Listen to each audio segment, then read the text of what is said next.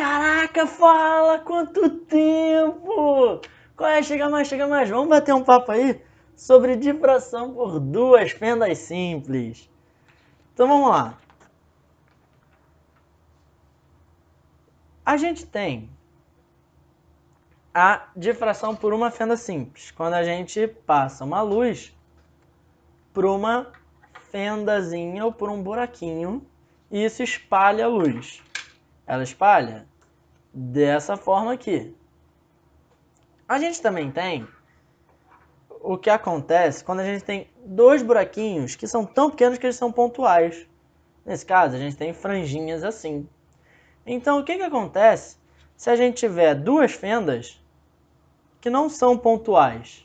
Ou seja, duas fendas largas, onde acontece ao mesmo tempo a interferência das duas fendas e a difração por cada fenda.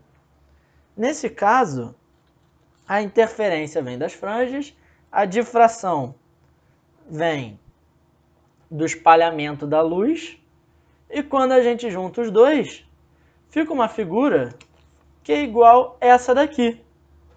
Não tem como ser mais realista que essa figura, porque eu tirei essa figura do experimento que eu fiz no laboratório, na faculdade. Tá ok?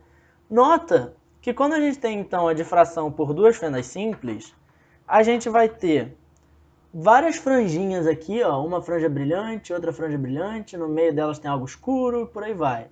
Só que as franjas, elas estão agrupadas. Eu tenho um grupo aqui, tem mais um grupinho aqui. Isso aqui também deve ser um grupo, mas tá meio borrado, tá ok? Não se importa muito com em cima e embaixo, que isso aqui é só ranhura, sujeira que tinha na minha plaquinha, tá? Esses grupos de franja são por causa da difração, enquanto cada franja é por causa da interferência. Então, como é que isso acontece? Vamos tentar ver primeiro onde fica cada uma dessas franjinhas, as posições. Como eu falei, cada franja da figura é devido à interferência. Ou seja, essas franjas brilhantes, essas franjas escuras, são todas da interferência. Logo, a posição delas vão ser igual a como elas eram na interferência. As franjas brilhantes vão ser dadas por essa condição. Seno de θ é um número inteiro da razão entre lambda e a distância entre as fendas. Lembrando aqui, vou botar rapidinho a figura. D é a distância entre o centro das duas fendas. A é a largura de cada fenda. E θ é o ângulo do ponto P, que nesse caso é a franja escura. Lambda, comprimento de onda da luz incidente. Já para as franjas escuras, eu tinha que ter um número fracionário dessa razão, sendo que essa fração tinha que ser sempre meio. Tá ok? Mas agora eu estou com essas franjas todas agrupadas por causa da difração. Então, tem uma certa exceção dessas duas regrinhas. Imagina que eu fosse ter um máximo, mas ele cai exatamente na divisão entre dois envelopinhos desse. Aí o máximo some, né? Ele vira um mínimo. Ou seja, os mínimos de difração podem cancelar franjas brilhantes ou até franjas escuras também. Então, nesse caso, a gente teria isso daqui. Essa divisão entre os envelopes, essa separação dos envelopes, ela é dada pelos pontos, tal que o seno de θ é um número inteiro da razão entre lambda e A. A, lembrando, é a largura de cada fenda. Então, quando era interferência, a gente está olhando sempre a distância de cada fenda. Quando a gente olha para a difração, a gente está olhando para a largura de cada fenda, que é igual no caso das duas fendas. Tá ok? As duas fendas têm a mesma largura. Agora que a gente tem a posição de cada franja, a gente pode achar a distância entre elas. Para a gente achar a distância entre elas, a gente pega lá a nossa figura, olha para esse triângulo aqui, formado por R, Y e a distância entre P e o centro das minhas fendas e faço a tangente de θ. Uso então pequenos ângulos e posso aproximar a tangente de θ por θ. Então, a distância entre franjas brilhantes vai ser essa daqui. Eu tenho que, na franja brilhante, eu tenho que ter um número inteiro da razão lambda sobre d, e eu multipliquei por r, que veio da tangente de θ. Então, a distância entre duas franjas é m2 menos m1 r lambda sobre d. Para as franjas escuras, eu tinha que ter o número fracionário dessa razão. Só que quando eu subtraio o número fracionário pelo outro número fracionário, o meio corta com meio. E aí, a distância entre duas franjas escuras fica com o mesmo formato da distância entre duas franjas brilhantes. A gente também pode ver a posição espacial dos mínimos de difração, que fica y igual a mr lambda sobre a. Isso aqui também permite a gente achar o ΔY dos mínimos de difração, que dá pra gente o tamanho daqueles envelopinhos. Lembrando sempre para não esquecer que no caso dos mínimos de difração, eu tenho a largura da fenda embaixo, o A. Tá ok? Tem mais algumas propriedadezinhas. Uma questão muito comum de se aparecer é o seguinte: quantas franjas existem em cada envoltóriazinha dessa? Você pode chegar no laboratório, fazer o experimento e contar aqui, ó. 1, 2, 3, 4. Mas na prova eles não vão te dar isso, necessariamente, não é? Ou então eles vão te dar isso e vão pedir outra coisa. Reviravolta, pegadinha do malandro. Só que tem uma forma da gente calcular quantas dessas franjinhas tem em cada envoltória, ou como eu gosto de chamar, tem em cada envelope. Então vamos ver um exemplo. Quantas franjas brilhantes tem na envoltória central? Nesse caso daqui, onde eu tenho a largura das fendas A igual a 0,2 milímetros, a distância das fendas 0,6 milímetros e o comprimento de onda é 670 nanômetros. Primeiro, a gente tem que ver o tamanho da envoltória central. Para isso, a gente vê onde está o primeiro mínimo de difração.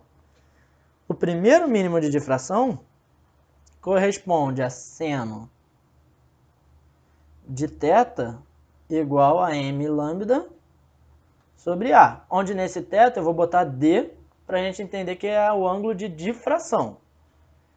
E aí eu quero saber qual vai ser a última franja que está dentro dessa envoltória. Porque se eu achar a última franja, eu sei que antes dela todas estavam também. A última franja vai ser dada por seno de θ de interferência igual... desculpa. No caso da difração, o m é 1, porque é primeiro mínimo, é lambda sobre A. Tá ok? No caso da última franja, eu não sei qual a ordem dela. Então, vou chamar de mn. N significa, claro, como todos sabem, a última franja. Porque a última tem n, exatamente. Então, última franja mn, faz sentido. Não é mesmo? Então, vamos lá. O que eu vou ter que fazer é comparar essas duas para ver qual seria a ordem que tem que surgir aqui no mn. Como é que eu vou comparar isso? Eu vou ter que ter que o ângulo de interferência vai ser menor que o ângulo do mínimo de difração. Só que como todos os ângulos estão entre 0 e 90 graus, o ângulo ser menor significa que o seno também é menor. Então, vamos expandir esse seno menor que seno, e a gente vai ter o seguinte. A gente vai ter seno de interferência, é dado por mn lambda sobre d, tem que ser menor que o seno da difração, que é lambda sobre A. Eu corto lambda com lambda, eu tenho que mn tem que ser menor que a razão d sobre A. A razão d sobre A me mostra quantas franjas tem numa dada envoltória central. No nosso caso, a gente tinha que d era 0,6 milímetros e A é 0,2. Então essa razão aqui vai dar 3. Logo, mn não pode ser igual. Se ele fosse igual, ele estaria sendo destruído pelo mínimo de difração. E exatamente isso está acontecendo com a terceira franja brilhante. Então, no nosso caso, a segunda franja brilhante é a última. Igual a 2. Agora, anota aqui o número de franjas. Ok, a gente achou que a última que aparece é a segunda aqui. Isso significa que tinha a primeira. Logo, 2. Só que não pode esquecer o lado de lá. Então, 2 vezes mn, 1, 2, 3, 4, mais a franja central. Isso é que é o número de franjas. Substituindo, eu tenho 5 franjas. Que nem eu posso ver aqui nesse desenho lindo e maravilhoso, obra de Picasso, né? Das franjinhas. Tá ok? Então vamos para a última propriedade muito importante da difração por duas fendas, que é o brilho num ponto qualquer da figura. E por brilho, eu estou sempre falando intensidade. Eu sei que a figura é formada pela interferência, cuja intensidade é dada por essa equação aqui, interferência por duas fendas. Vai ser intensidade central cosseno ao quadrado de gama sobre 2, onde gama é a diferença de fase entre as duas fendas. E na difração, eu vou ter isso aqui para intensidade, que eu tenho essa outra fórmula aqui. Como eu falei, a difração forma os envelopes, ou os envoltórias. Ou seja, a interferência vai ser limitada por essa envoltória aqui pontilhada. E aí o que eu vou ter é como se fosse uma multiplicação dessa parte da difração por essa parte da interferência. Vai ficar exatamente dessa forma aqui. Na difração por duas fendas, eu tenho que a intensidade é igual à intensidade central vezes o cosseno ao quadrado de gama sobre 2, seno beta sobre 2 sobre beta sobre 2 ao quadrado. Essa parte aqui é devido à interferência e essa parte aqui é devido à difração. Ou seja, vou ter isso daqui, onde o pontilhado vem dessa parte da difração e as franjas em si vêm dessa parte aqui da interferência. Ok? E quem vai ser gama e quem vai ser beta? Bem, lembrando da nossa figura, gama é diferença de fase devido à distância entre as fendas. Então, gama vai ser igual a diferença de percurso de seno θ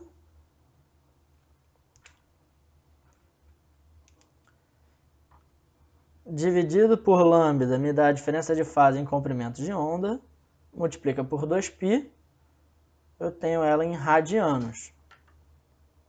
Agora, para o beta, é a diferença de fase devido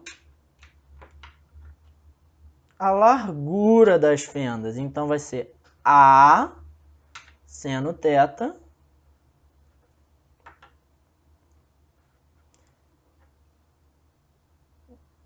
dividido por lambda, diferença de fase em comprimento de onda, e aí agora eu passo para radiano multiplicando pelo 2π. Tá ok? Esse D tá meio apagadinho, mas aqui é D, a distância entre as fendas. Tá ok? Então é isso. Essas são todas as propriedades importantes na difração por duas fendas. Esse vídeo te ajudou? Responde aí